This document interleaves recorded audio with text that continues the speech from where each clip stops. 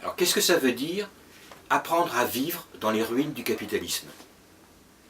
Nous sommes de plus en plus entourés de ruines. Il suffit de regarder ce qui se passe tout autour de la Méditerranée.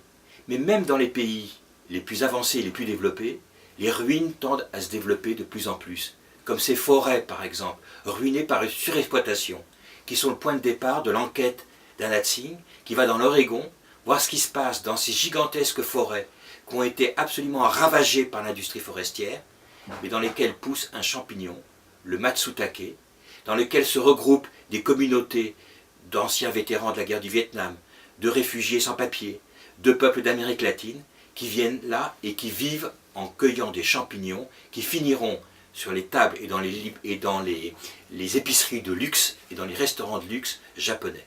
Anat Singh nous propose un voyage absolument fabuleux à travers un monde détruit par le capitalisme, mais dans lequel surgit en permanence de nouvelles possibilités de vie.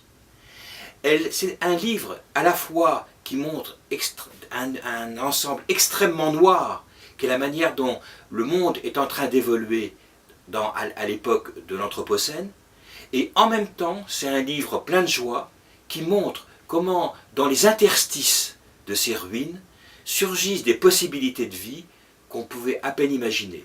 Et donc c'est un livre qui est aussi plein de joie, et c'est en ce sens que c'est un livre politique qui est absolument bouleversant.